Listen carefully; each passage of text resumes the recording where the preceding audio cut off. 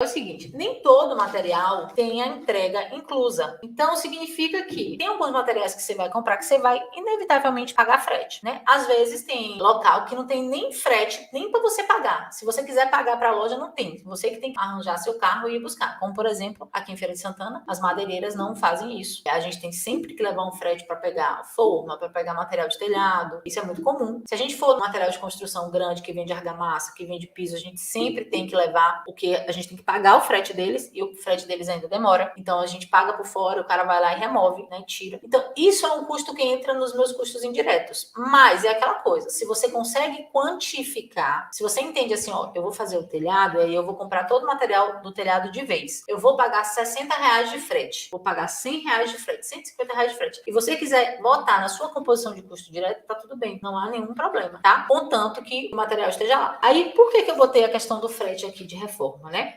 Muitas vezes a gente consegue comprar o material com frete incluso, né? Então, assim, se eu for comprar, por exemplo, uma quantidade de cimento, aí eu vou conseguir o frete incluso e eu vou pagar mais barato no cimento. Aí, numa reforma, eu não preciso, por exemplo, de 200 sacos de cimento, eu preciso só de 15 sacos de cimento, porque é uma reforma pequena. Primeiro, que eu não vou conseguir comprar no mesmo preço, e segundo, que provavelmente eu vou precisar pagar frete, tá? Então, fretes que eram inclusos pelo volume de material não seriam mais em alguns serviços na composição de reforma. Então, a gente precisa se atentar a isso. O que é que estaria incluso e que agora não vai estar mais pelo volume de insumo, pelo volume do material? Aí eu tenho que me atentar se eu vou pagar o mesmo preço e também se eu vou precisar pagar frete para retirar aquele material, tá? E por último, é o quantitativo útil, né? Vamos falar sobre o quantitativo útil, que isso é muito interessante. O quantitativo útil é o seguinte, aqui, ó, vamos aqui no chuveirão, eu tenho, que é a área menor, né? Eu tenho lona, aí eu preciso de 1 metro quadrado de lona, porque meu chuveirão tem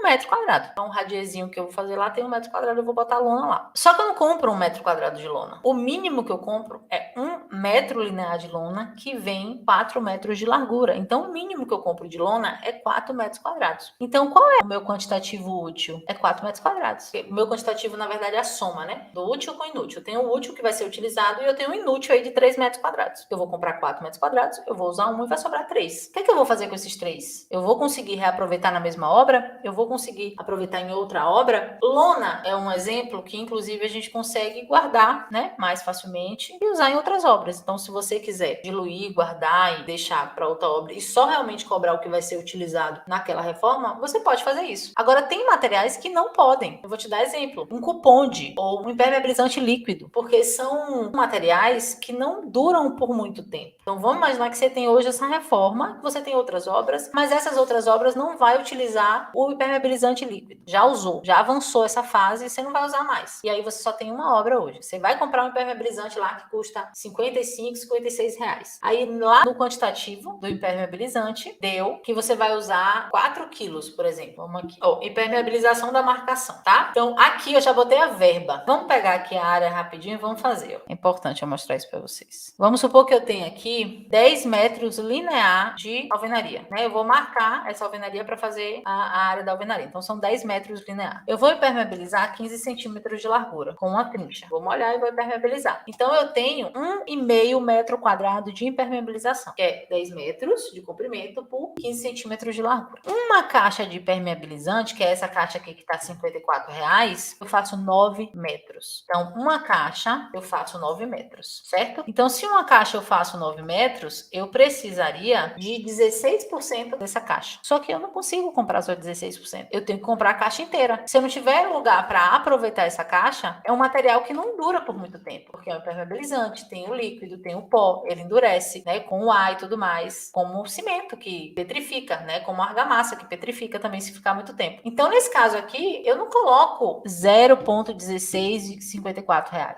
Geralmente, quando a gente vai fazer a composição, a gente faz isso. 0,16, aqui entra metro quadrado e aqui vai ficar 8,64. Na verdade, aqui entraria uma unidade, né, que eu precisaria de 0,16 da caixa, a caixa custa R$54, então eu vou pagar R$8. Mas isso é uma mentira, porque eu não consigo. Eu vou pagar, na verdade, R$ 54 na caixa. E ponto. E existem outros materiais do mesmo tipo, gente, tá? O Cupond, que é uma resina adesiva que a gente usa muito para colocar ponto de grout, assim, a gente fura a fundação com uma furadeira de impacto e aí a gente molha a ponta do aço com o Cupond e finca nesse buraco. E aí a gente tem ali esse Cupond tipo de alta resistência, ele cola mesmo as duas superfícies e aí aquilo ali serve de arranque. Esse Cupond, eu também não consigo por muito tempo, né? Manter ele por muito tempo para levar para outra obra daqui a não sei quantos meses. Então, se tiver Cupond no meu orçamento, também vai ter um Cupond, mesmo que eu use menos. Porque a gente tem que levar isso em consideração. Não adianta absorver custo, né? Dessa maneira, porque desconhece, passar um orçamento que não está coerente, que não é o custo da obra, porque se o cliente fosse fazer sozinho sem você, ele ia ter que comprar uma lata de Cupond. Ele ia ter que comprar uma caixa de permeabilizante de 18 quilos, tá? Então a gente tem que se atentar a isso. Então você tem que ver qual é o material que tem uma quantidade útil e qual é o material que não tem quantidade útil. E qual é o material que você consegue reaproveitar e qual é o material que você não consegue reaproveitar. Por exemplo, a lona é um material super barato que se eu usar só 1 metro quadrado, eu consigo 3 metros quadrados guardar por muito tempo e usar em outra obra. O impermeabilizante eu já não consigo. Então tem que avaliar serviço por serviço. Outra coisa, prego, por exemplo, essa composição de radier aí, 0,21 kg de prego. Se você tem um lugar que você consegue comprar a granel, a quantidade de prego, né? Eu preciso de 20 pregos. Aí você vai botar aí, ó, 20 pregos e o custo da unidade do prego. Se você não consegue, se você só compra o quilo, no orçamento tem que compor o custo, tem que ter 1 quilo de prego. Nem que você divida, né, por vários serviços, tem que dar o quilo do prego. Porque no final das contas, gente, a gente vai compor cada serviço, né? A gente vai ter a lista de material de todos os serviços e a gente vai somar, né? Então eu vou somar o prego que é utilizado no radier, eu vou usar o prego que é utilizado na forma, eu vou somar o prego que é utilizado no telhado, o prego que é utilizado para a porta e vou ver quantos quilos de prego eu preciso no final das contas. Se deu lá 1,7 quilos, eu vou comprar 2 quilos, eu vou precisar ponderar isso e botar 0,3 quilos a mais no orçamento, porque eu não vou conseguir comprar 2. A mesma coisa eu tenho que fazer para todos os outros serviços. Exatamente, Gemerson. Aqui, o Gemerson deu um exemplo interessante. O caso de 1 metro quadrado de piso cerâmico, eu teria que comprar uma caixa fechada. A caixa às vezes vem 2,50, às vezes vem um pouquinho mais, às vezes vem um pouquinho menos. E como é um piso, né, específico para um cliente, que talvez tenha sido escolhido para ele não vai conseguir reutilizar em outro lugar. Então vai ter que comprar a caixa fechada, né? Rejunte, a mesma coisa. Ah, eu não consigo usar 3 quilos de rejunte, é 4 quilos que eu vou precisar. Tem que fazer análise, né? Se você comprar 5 quilos, sai mais barato do que comprar 4 pacotinhos de 4 quilos, porque se você for comprar 4 pacotinhos de 4 quilos, tem que botar o custo dos 4 pacotinhos de 4 quilos. Se for comprar os 5 quilos, tem que botar o custo dos 5 quilos. Mas você não vai poder colocar uma quantidade que não é aquela que você vai comprar. Porque é de um servicinho aqui, de um insumo aqui, de um insumo ali, que você vai tomando prejuízo, vai aumentando, né, o custo do seu orçamento que não estava previsto. Aí quando chega no final da obra, você pensa, poxa, cadê, né? Cadê os meus 10 mil? Cadê os meus 15 mil? Cadê os meus 20 mil que não estão aqui? Foram consumidos por essas besteirinhas, né? Uma coisinha aqui, uma coisinha ali. E reforma não é uma coisa tão simples.